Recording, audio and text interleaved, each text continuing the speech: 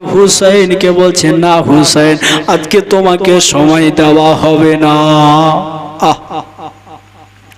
আমার ইমামে হুসেন যেমনই বলেছে, বাবা যে তুমি তো আমার গলা কাটবে, তবে আমাকে 5টা মিনিট সময় দাও।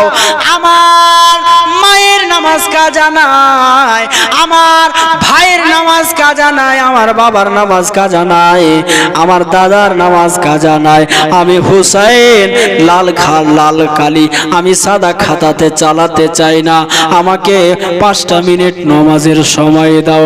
ওই সীমার শুনেছিলেন না বাবা, ওই সীমার কিন্তু আমার হুসাইনকে সময়টা দেয়নি বাবা। যেমন আমার ইমামে হুসাইন ওই কারবালার মাটিতে আল্লাহর কাছে হাত তুলে ইশারা দমন বলছে, ওগো আল্লাহ, আজকে এই সীমার পাপীরা তোমার ইবাদত করার সময় দিল না, আমি মন প্রাণ ভরে ভালোভাবে তোমার ইবাদত করতে পারলাম না। যেমনই বলেছে বাবা, ওই সীমার আমার ইমামে হুসাইনের গলাতে ছুরি চালাতে লেগেছে। আমার ইমামে হুসাইনের গলাতে যেমনই আপনার ছুরি চালিয়েছেন বাবা, ওই ছুরিটা যেন আমার ধারালি ছোরা আপনার ইমামে হুসাইনের গলাতে চালাচ্ছে বাবা, কিন্তু হুসাইনের গলা কাটে না। জোরে বলুন, ইমামে হুসাইনের গলা কাটে না, ছুরি চালাচ্ছে, এত তেজ ছুরি, গলা কিন্তু কাটছে না। ইমামে হুসাইনকে বলছে, ওই সীমার পাপী বলছে, ওগো হুসাইন, তোমার গলা কেন কাটে না?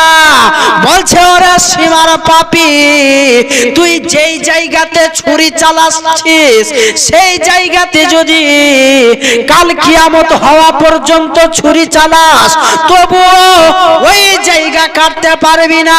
কেন পারবি না? এই জন্য পারবি না, আমার মদিনাওয়ালা নবী আমার এই গলাতে চুমা দিয়েছে, কিয়ামত হওয়া পর্যন্ত যদি ওই জায়গাতে ছুরি চালাস, তবুও তুই আমার গলা কাটতে পারবি না। জোরে বলুন আল্লাহু আকবার। বলছে ওই জায়গা কাটতে পারবি না, তবে বলছে হুসাইন, তবে কি আমি তোমার গলা কাটতে পারবো না? বলছে, ওরে সীমার, তুই যদি আমার গলা কাটতে চাস, তুই যেই জায়গাটাতে ছুরি রেখেছিস সেই জায়গাটা কাটবে না, একটু আগিয়ে দিয়ে যদি তুই ছুরিটা চালাস আমার গলা কেটে যাবে রে, আমার গলায় তুই পা দিয়ে আছিস রে, আমি হুসাইন বরদাস্ত করতে পারি না রে। যেমনই বাবা বলেছে, ওই সীমার পাপীর মনে দয়া হলো না, মায়া হলো না। ওই সীমা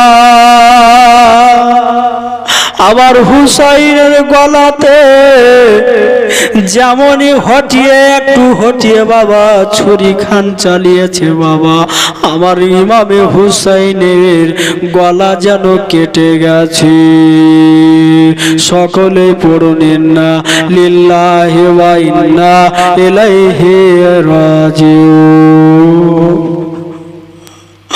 যেমনই আমার ইমামে হুসাইনের গলা কেটে যাওয়া বাবা, আল্লাহর ফেরেশতারা স্বয়ং ওই কারবালার মাটিতে কান্না করতে আছে বাবা। আমার ইমামে হুসাইনের গলা যেমন কেটেছে, ধর একদিকে, মাথা একদিকে, আমার ইমামে হুসাইনের ধর ছটপট ছটপট করছে।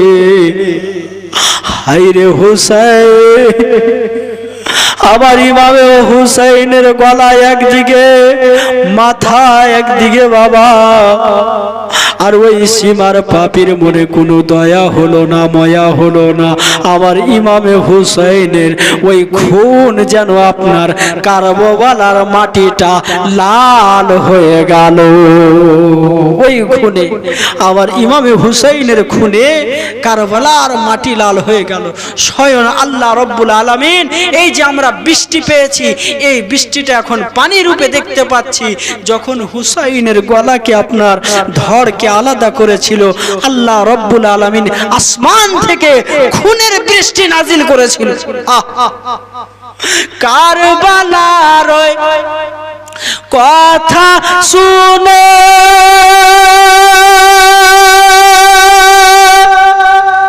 বুক ফেটে যায় রে, কি দোষে হুসেন শহীদ হলো কারবালায় রে। জোরে বলুন না সুবহানাল্লাহ। ভালো লাগছে না অসুবিধা হচ্ছে আপনাদের? ছেড়ে দিচ্ছি বাবা, বিরক্ত হচ্ছেন নাকি? যদি না ওইরকম হতেও পারে, কোনো জায়গাতে আছে যে বিরক্ত হচ্ছে, তো ছেড়ে দিচ্ছি, কোনো অসুবিধা নেই। কারবালার কথা শুনে বুক ফেটে যায় রে, কি দোষে হুসেন শহীদ হলো কারবালায় রে, কি দোষে হুসেন শহীদ হলো কারবালায় রে। 10 মুহররম দিনে হুসাইনের কুরবানি, যিনি নিশান হুর গেলে মা ঝরিয়েছে চোখের পানি। আল্লাহর ফেরেশতারা পর্যন্ত ওই কারবালার মাটিতে এসে কান্না করেছিল বাবা, আর বলতেছিল 10 মুহররম দিনে হুসাইনের কুরবানি, যিনি নিশান হুর গেলে মা ঝরিয়েছে চোখের পানি। ছুরির নিচে গলা তবু, ছুরির নিচে গলা তবু নামাজ ছাড়ল না রে, কি দোষে হুসেন শহীদ হলো কারবালায় রে। যেই দিন ইমামে হুসেন শহীদ হয়েছিল সেই দিনটা কোন দিন ছিল বলুন না, বলুন। জুমার দিন, আশুরার দিন। কবি নিজে ভাষা বলছে 10 মুহররম দিনে জুমার ওয়াক্তে কারবালা ভেসে গেল আমার হুসাইনের রক্তে।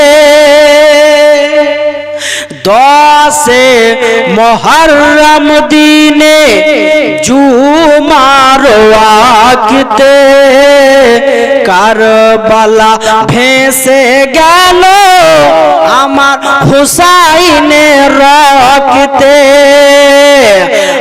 आजो से दिन प्यारा, आजो से दिन प्यारा, सारा जगत के कादाई रे, की दोषे हुसैन शहीद होलो কারবালায় রে, কি দোষে হুসেন শহীদ হলো কারবালায় রে।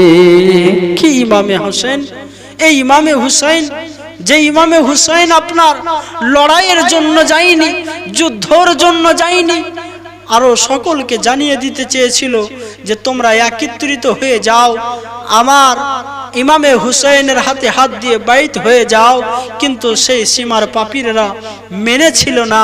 বেরাদার আজিজানে মোহতারাম, এক মায়ের সন্তানকে যদি আপনার কেটে দেওয়া হয়, তাকে যদি হত্যা করে দেওয়া হয়, তার মনটা কি হবে?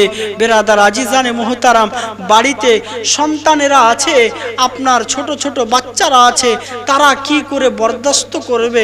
তারা কি করে আপনার ওনার বাপ বিনে থাকতে পারবে? বেরাদার, আমরা নিজের ভাষায় বলে থাকি যে কোনো সন্তান যখন ইতিম হয়ে যায় তখন দুনিয়াতে তার কেউ থাকে না। বেরাদার আজিজানে মোহতারাম, আমার ইমামে হুসাইন সমস্ত কিছু লুটিয়ে দিয়েছিলেন। আজকে একজন মা বলেন তার মনটা কিরকম ব্যথা হয়। কবি নিজের ভাষায় ওই জন্য বলছে, ওর মায়ের দিলেতে ব্যথা কখনো দিও না, কখনো দিও না, মায়ের দিলেতে ব্যথা কখনো দিও না, কখনো দিও না, মায়ের মতো এত আপন, মায়ের মতো এত আপন আর তো কেউ হবে না, মায়ের দিলে তে ব্যথা কখনো দিও না, কখনো দিও না, আর মায়েরই তো দুয়া যারে লেগে যাবে, মায়েরই তো দুয়া যারে লেগে যাবে, যত পাওয়া চাওয়া খোদা মিলিয়ে দেবে, যত পাওয়া চাওয়া খোদা মিলিয়ে দেবে, মাকে ছাড়া যায়, মাকে ছাড়া যায় না পাওয়া কাবার মদিনা, মায়ের দিলে তে ব্যথা কখনো দিও না, কখনো দিও না, মায়ের দিলে তে ব্যথা কখনো দিও না, কখনো দিও না। আর এই গজলের মধ্যে আমি নিজের কন্ট্যাক্ট নাম্বারকে মিশিয়েছিলাম, দেখেন। আরে 95 64 61 35 36 ভাই, 95 64 61 35 ভাই, নম্বর হলো আমার, পরিজনে কল করবে সবাই, নম্বর হলো আমার, পরিজনে কল করবে সবাই, আশিকে নবীজি ফোন করিবে, আশিকে নবীজি কল করিবে, ওয়াবিকে পারমিশন হবে না, মায়ের দিলে তে ব্যথা কখনো দিও না, কখনো দিও না, মায়ের দিলে তে ব্যথা কখনো দিও না, কখনো দিও না। যাই হোক, নতুন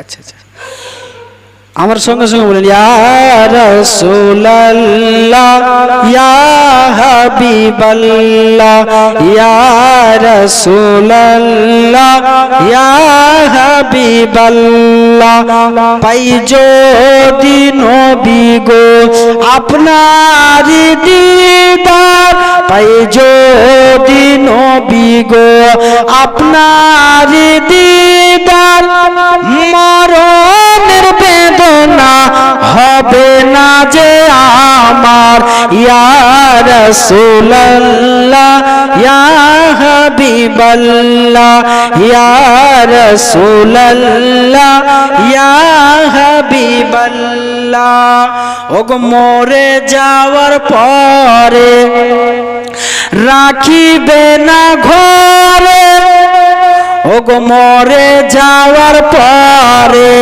রাখিবে না ঘরে রাখিবে ওগো আমায় ঘরের বাহিরে ইয়া রাসূলাল্লাহ ইয়া হাবিবাল্লাহ ইয়া রাসূলাল্লাহ বাল্লা ওগো মুনকার নাকির আসিয়া সওয়াল করবে বসাইয়া ওগো মুনকার নাকির আসিয়া সওয়াল করবে বসাইয়া আসিয়ে নবীজি পর্দা হটাইয়া করিব চুম্বন কদম ধরিয়া করিব চুম্বন কদম ধরিয়া ইয়া রাসূলাল্লাহ ইয়া রাসূলাল্লাহ ইয়া হাবিবাল্লাহ ইয়া রাসূলাল্লাহ ইয়া হাবিবাল্লাহ। যাই হোক, অনেক রাত্রি হয়েছে, ইনশাআল্লাহ আবার যদি আমি অধম আমাকে সময় মিলে আপনাদের গ্রামে যদি ডাক হয়, আল্লাহ যদি হায়াত রেখে থাকেন, ইনার যদি এই ভাইজানের আমার ডাক হয়, ইনশাআল্লাহ আপনাদের সঙ্গে আবার সাক্ষাৎ হবে, নাহলে হায়াত বাকি তো মুলাকাত বাকি। আর আমি খাস করে এই আলিম ভাই হাফিজ গোলাম গৌসের সাহেব গোলাম গৌসের জন্য আমি অধম হাত তুলে দোয়া করব, আল্লাহ যেন সেই